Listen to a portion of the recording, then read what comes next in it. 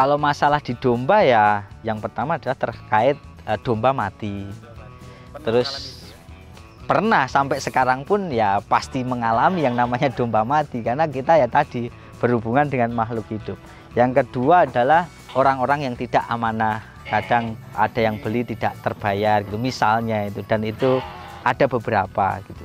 Terus yang ketiga adalah masalah terkait harga pakan yang selalu naik gitu ya, sehingga kita harus menuntut untuk kreatif bagaimana dengan gejolak harga pakan yang selalu mengalami kenaikan, tapi kita bisa tetap baik dan kita tetap dapat untung gitu.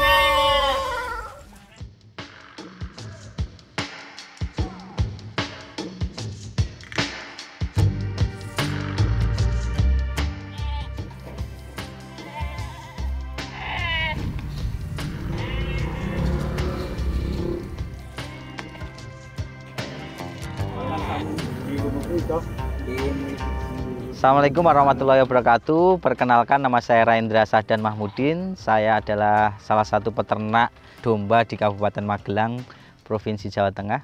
Kenapa saya memilih peternakan kambing dan domba? Sebenarnya saya coba untuk meriset gitu ya, kebutuhan di sekitar saya. Ternyata kebutuhannya itu selalu ada adalah peternakan kambing dan domba. Selain itu saya juga sangat yakin sekali bahwa beternak kambing dan domba itu pemasarannya sudah dibantu oleh Allah langsung. Kenapa dibantu Allah langsung? Karena ada akikah, ada Idul Kurban. Itu adalah suatu pasar yang menurut saya pasar yang paling menjanjikan bagi peternak kambing dan domba. Jadi kalau kita berbisnis di bidang pertanian, khususnya peternakan kambing dan domba, tentu karena kita berhubungan dengan makhluk hidup, yang pertama adalah tentang kesehatan ternak. Kesehatan ternak ini problem yang awal-awal kami temui atau kami alami karena minimnya pengetahuan terhadap kesehatan ternak. Dan selain itu memang ada kendala-kendala lain, yaitu pemasaran dan juga manajemen. Dan itu berjalan seiringnya waktu, kita selalu evaluasi dan kita memperbaiki apa yang menjadi problem-problem tersebut. Jadi kalau saya sendiri pribadi di perusahaan kami Cipta Visi Group itu untuk menangani problem tentang kesehatan ternak, tentu saat ini kami punya manajemen atau SOP di dalam memanajemen kesehatan ternak, dari mulai pemberian vitamin, pemberian antibiotik dan juga obat-obatan yang lain, dan itu kita berikan secara berkala. Jadi upayakan berikan obat-obatan atau suplemen ke ternak sebelum ternak itu sakit. Sedangkan untuk problem seperti pemasaran gitu ya, itu juga ada semacam pemasaran kita itu menjadi akan lebih terbatas, sehingga kita mencoba untuk meningkatkan value dari produk kita, mulai dari makanannya ternak kita yang kita kualitasnya kita perbaiki, sehingga itu berdampak pada kualitas daging yang kita hasilkan. Sehingga lama-kelamaan yang dulu kita agak kesulitan menjual karena kita sudah memperbaiki kualitas produk kita, banyak customer yang setia atau loyal dengan produk kita. Terus yang terakhir adalah terkait manajemen di dalam kita beternak. Ternyata beternak dan juga bertani itu ketika tidak di manajemen itu ya mengakibatkan kita hancur lebur. Tetapi akan berbeda ketika kita lakukan beternak atau bertani ini dengan di manajemen. Jadi kalau kita bertani, beternak dengan di manajemen tidak akan pernah ingkar janji. Jadi semuanya ditulis, dicatat, ada pemasukan, pengeluaran, serta recording ternaknya dan lain sebagainya. Ini akan kita mengetahui sisi-sisi yang perlu kita perbaiki dan terus kita perbaiki, sehingga nanti ini akan berdampak baik pada usaha kita. Untuk di tempat kami, ketika ternak atau bibit itu baru datang, itu kita karantina selama 7 hari. Jadi setelah datang itu kita tidak langsung berikan vitamin dan juga antiparasit, tapi kita diamkan atau kita karantina selama 3 hari, baru kita berikan vitamin dan juga obat cacing serta antiparasit. Untuk ternak yang sakit itu kita berikan antibiotik seperti itu. Kita kan tidak pernah tahu bibit yang datang dari wilayah lain itu dalam keadaan semuanya sehat. Sehingga kita upayakan ada kandang karantina untuk meminimalisir adanya penyakit yang bersifat menular. Jadi menular dengan cepat. Misalnya kalau saat ini ya yang ramai PMK gitu ya, penyakit mulut dan kuku.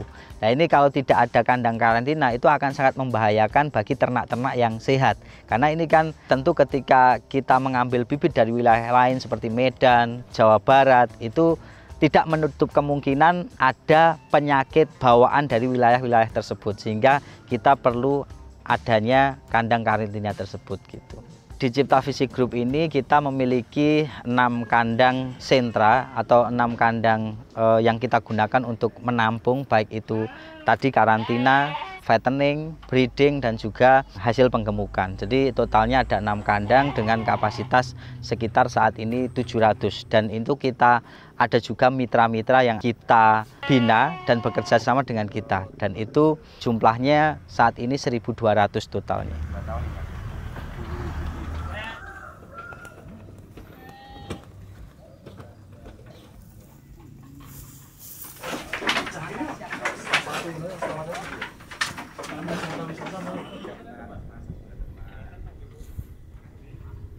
Jadi saya punya slogan bertani dengan ilmu lebih bermutu.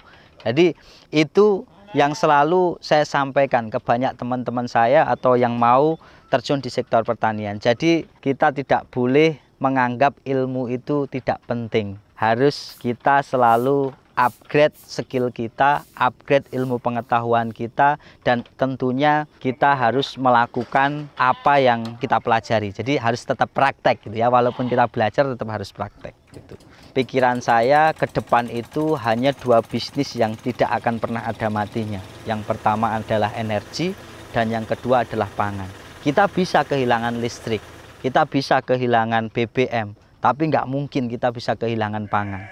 Itulah dasar kenapa saya sangat yakin sekali bahwa sektor pertanian itu 10 tahun ke depan, 20 tahun ke depan itu akan menjadi salah satu primadona profesi gitu ya. Jadi profesi yang diidolakan. Kenapa? Karena bisnis ini tidak akan pernah ada matinya. Dengan satu catatan, harus di manajemen.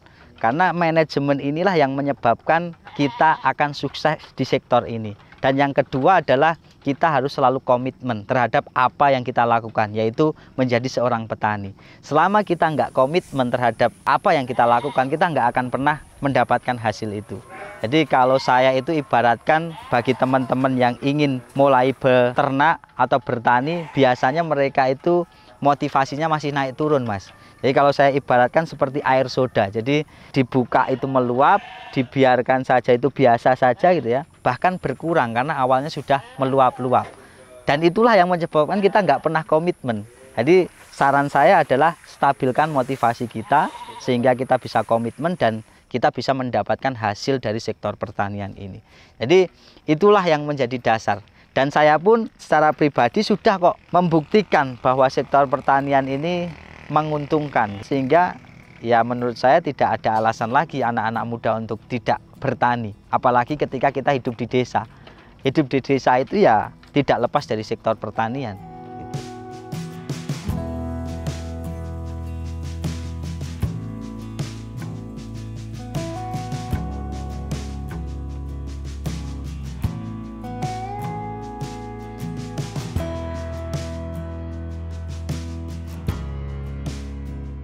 Kalau masalah di domba ya yang pertama adalah terkait domba mati. Sampai sekarang pun ya pasti mengalami yang namanya domba mati karena kita ya tadi berhubungan dengan makhluk hidup.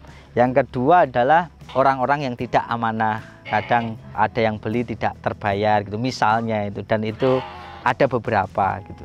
Terus yang ketiga adalah masalah terkait harga pakan yang selalu naik gitu ya, sehingga kita harus menuntut untuk kreatif bagaimana dengan gejolak harga pakan yang selalu mengalami kenaikan tapi kita bisa tetap baik dan kita tetap dapat untung gitu. Berhadapan dengan orang yang tidak aman, nah itu bagaimana cara menyelesaikannya? Jadi kalau saya cara penyelesaiannya adalah dengan pendekatan yang kekeluargaan gitu ya, karena kita juga kenal baik. Harapan kami juga ketika mereka mengakhiri suatu komitmen untuk bekerja sama ya kita akhiri dengan baik. Sempat ada yang kita titipi 100 ekor ternyata dijual semua, dan itu hanya digunakan untuk senang-senang karena sedang bermasalah dengan istrinya kan gitu. Ini ya nggak apa-apa, maksudnya kita ini memang akan dihadapkan dengan hal-hal seperti itu. Yang namanya berbisnis ya pasti akan dekat dan berada dalam lingkungan yang seperti itu. Tapi tidak sedikit juga yang sangat amanah, yang sangat mendukung kegiatan usaha kita dan selalu membantu progres dari kegiatan usaha kita, selalu mensupport dan lain sebagainya. Jadi kalau di tempat kami kita memiliki beberapa pakan-pakan alternatif. Jadi mulai dari silase, fermentasi, pakan kering gitu ya. Ini tergantung nanti ketika yang mahal apa gitu ya. Yang mahal pakan kering. Maka kita bisa siasati dengan mencampur atau pemberiannya itu dicampur antara silase dan juga pakan kering. Jadi kalau yang sering muncul di peternak rakyat gitu ya, peternak rakyat, kenapa kita sebut peternak rakyat? Peternak rakyat ini adalah petani-petani yang dia juga mempunyai sampingan beternak gitu ya. Jadi dia beternak biasanya sekitar 10 ekor, 5 ekor, ada juga yang 15 ekor. Itu masalahnya cukup kompleks, Mas. Jadi yang pertama, dia beli ternak itu ketika dia sedang mendapatkan keuntungan panen. Jadi dia kalau pas punya uang banyak, dia beli. Biasanya belinya itu juga masih mengedepankan kepuasan hati, yaitu istilah superan kalau di kita itu. Beli domba superan yang harganya relatif mahal, misalnya 3 juta, 3,5 juta sampai 5 juta. Dan itu sebenarnya kalau kita beli dalam keadaan yang tidak mengedepankan kepuasan hati itu lebih murah lagi. Nah, dan yang kedua adalah dia sudah beli mahal di awal, dia kalau jual itu biasanya ketika butuh uang. Jadi tidak kayak kita, Mas. 1 hari 2 hari sudah untung ya kita lepas gitu. Kalau petani itu nunggu 1 tahun, nunggu butuh uang baru dijual dan lain sebagainya. Yang kedua adalah ketika masalah manajemen pakan. Jadi peternak rakyat itu lebih memilih mencari rumput setiap hari dibandingkan dia membuat pakan silase atau fermentasi, sehingga dia akan lebih efisien manajemen pakannya. Jadi kalau ngarit rumput kan harus setiap hari, kalau silase kan bisa 1 minggu sekali atau 2 minggu sekali, bahkan 1 bulan sekali pun bisa kalau hanya beternak 10 atau 15 ekor. Dan yang ketiga adalah terkait manajemen kesehatan. Biasanya peternak rakyat itu dia nyuntik ternaknya ketika ternaknya dalam kondisi sakit. Nunggu ternaknya sakit dulu baru diberikan obat-obatan. Itu yang menyebabkan kadang produktivitasnya juga tidak baik. Bahkan apesnya itu bisa mati gitu ternaknya. Kalau yang berdampak pada cash flow dan menyebabkan kita harus berpikir ekstra untuk bagaimana tetap usaha kita berjalan, ya tentu ya tadi salah satunya tidak terbayar gitu ya. Terus yang kedua adalah ternaknya ada yang mati. Tentu ketika mati juga kita harus bagaimana mengembalikan kerugian itu. Dan yang ketiga adalah terkait biaya-biaya produksi yang semakin mahal. Ini juga harus memang kita berpikir ekstra untuk bagaimana cash flow-nya itu tetap aman terus. Tapi kita punya prinsip kalau kita rugi dari beternak ya harus cari untung dari jualan. Jadi ketika kita kerugiannya itu semakin banyak yang diakibatkan karena tadi misalnya mati dan lain sebagainya, kita harus perbanyak jualannya, Mas. Karena jualan inilah yang akan mengatasi masalah cash flow tadi itu. Ya jualan itu tidak harus jualan domba kita, tapi jualan domba teman, jualan domba mitra-mitra kita gitu ya, yang mungkin akan segera memperbaiki cash flow kita. Mas, berarti penting ya kayak mengenali masalah lebih dini itu penting ya berarti ya? Kalau menurut saya sangat penting sekali, bahkan sebelum kita memulai usaha itu harus sudah tahu masalah-masalah yang akan terjadi. Jadi kebanyakan orang yang dia beternak hanya 1 periode terus berhenti adalah karena dia tidak memahami atau tidak menganalisa resiko yang akan terjadi ketika kita beternak. Yang namanya dagang ya pasti ada resiko-resiko tadi.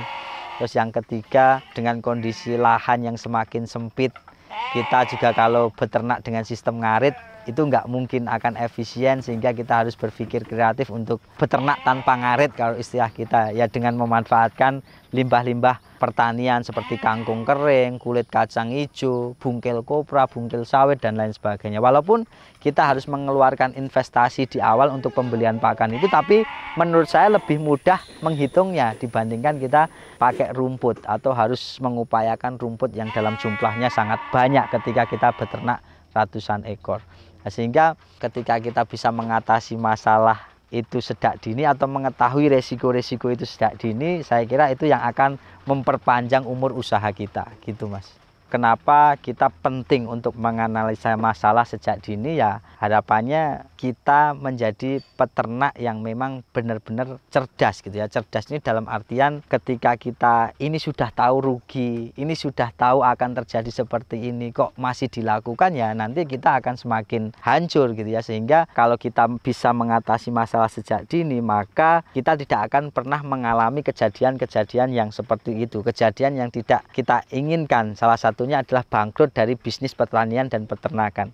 Menurut saya cara mengenali masalah sejak dini dengan cara yang mudah dan simpel gitu ya, itu adalah dengan cara kita melakukan pencatatan di usaha kita. Dari mulai pencatatan bobot ternak, pencatatan pakan yang diberikan ke ternak, pencatatan pengeluaran uang di kegiatan usaha kita gitu ya. Sehingga ketika kita punya catatan yang lengkap, maka kita akan lebih mudah untuk mengenali, oh ternyata di dalam proses kita beternak itu ada ternak yang tidak naik bobot badannya. Karena kita punya catatan setiap ternaknya, maka kita akan segera memisahkan yang tidak naik bobot badannya, itu dipisahkan dengan yang naik bobot badannya cepat gitu ya. Sehingga ini yang tidak naik itu harus segera kita treatment yang berbeda, sehingga bisa mengejar ketertinggalan kenaikan bobot badan. Itu sebagian dari contoh. Ada juga contoh ketika kita berbicara soal pencatatan keuangan. Jadi keuangan itu sangat krusial sekali gitu ya. Jadi kalau sampai kita tidak catat transaksi yang kecil-kecil, ini juga terkadang menyebabkan kecil, misalnya 10.000, tapi ketika itu tidak dicatat selama 1 tahun, maka akan kehilangan jumlah uang yang banyak. Tetapi ketika kita catat dengan lengkap, maka kita akan cepat untuk mengenali masalah-masalah keuangan yang biasanya terjadi di suatu bisnis gitu ya.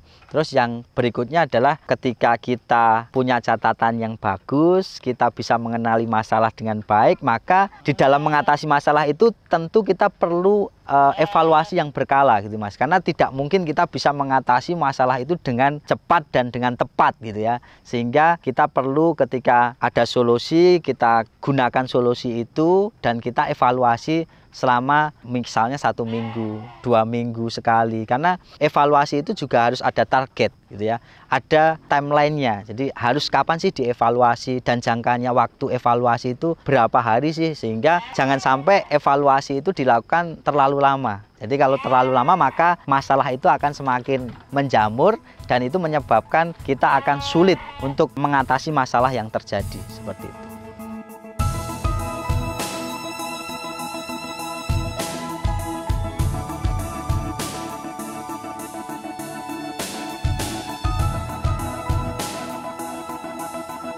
Mari kita benar-benar tingkatkan ilmu pengetahuan kita, bahkan kita harus penuhin dululah aset kita dalam ilmu ini, sehingga nanti ketika kita tahu ada masalah ini kita bisa mengatasinya, masalah yang berikutnya bisa mengatasinya. Sehingga kalau semakin banyak orang yang sukses di sektor pertanian, saya yakin tanpa kita ngajak orang untuk bertani Mas, pasti semuanya mau bertani. Kalau harapan saya di sektor pertanian ini ya tentu saya pengen banyak generasi milenial yang terjun di sektor pertanian. Kenapa? Karena 70% petani kita itu adalah didominasi oleh petani-petani yang usianya non-produktif, yaitu 50 tahun ke atas. Cita-cita saya adalah semakin banyak anak muda yang bertani, sehingga makin banyak orang yang mau menerapkan beternak tanpa ngarit, mau banyak orang yang menerapkan smart farming berbasis Internet of Things. Jadi nyiram 1 hektar itu nggak perlu 2 hari lagi Mas, cukup 15 menit. Itu yang harus mulai kita lakukan. Sehingga saya mengajak teman-teman semua, ayo kita berkontribusi di sektor pertanian dan semakin yakin untuk terjun di sektor pertanian. Karena pertanian di era saat ini itu sudah maju, modern, dan harapannya ketika banyak generasi milenial yang terjun, maka pertanian kita itu akan menjadi pertanian yang mandiri.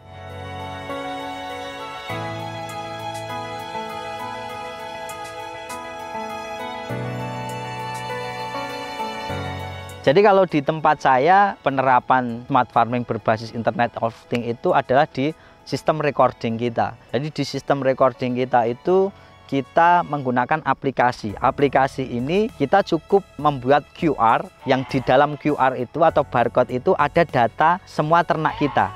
dari mulai kapan ternak ini dikawinkan dengan pejantan mana, anaknya lahir tanggal berapa, terus diberikan obat-obatan di tanggal berapa dan lain sebagainya, itu tercatat hanya dengan satu QR atau barcode. Jadi itu juga akan meningkatkan kepercayaan konsumen tentunya kalau kita tinggal scan, oh ini anaknya sudah cross dengan Dorper atau domba Wonosobo dan lain sebagainya. Bahkan ada fotonya peternaknya dan lain sebagainya. Ini juga wujud dari kami untuk mengkampanyekan bahwa smart farming ini sangat mudah sebenarnya. Dan selain itu, smart farming ini kan tidak harus melulu teknologi, Mas. Itu tadi yang saya sampaikan. Yang biasanya ngarit sehari sekali atau setiap hari harus ngarit, dengan kita bikin pakan silase saja jadi seminggu sekali, itu juga dikatakan smart farming atau bertani dengan cerdas. Jadi jangan menganggap smart farming itu harus teknologi tinggi. Jadi teman-teman gitu ya, yang mungkin belajar kadang susah gitu ya untuk ngakses mau belajar dengan siapa, bahkan komunitas apa gitu ya. Teman-teman bisa langsung aja lihat video atau informasi-informasi di website EduFarmer. Selain itu, kalau teman-teman pengen komunitas yang baik, tentunya komunitas tentang pertanian yang tentunya itu diisi oleh orang-orang yang sudah terjun di sektor pertanian dan sukses di sektor pertanian, teman-teman bisa join di Facebook EduFarmer. Jadi teman-teman bisa bergabung dengan komunitas-komunitas pertanian yang tentunya itu akan membawa teman-teman semua untuk sukses di sektor pertanian. Saya Raindra Sadan Mahmudin, saya dari Cipta Visi Group. Mari kita bertani karena bertani itu keren, bertani itu hebat, pertanian maju, mandiri, dan modern. Wassalamualaikum warahmatullahi wabarakatuh.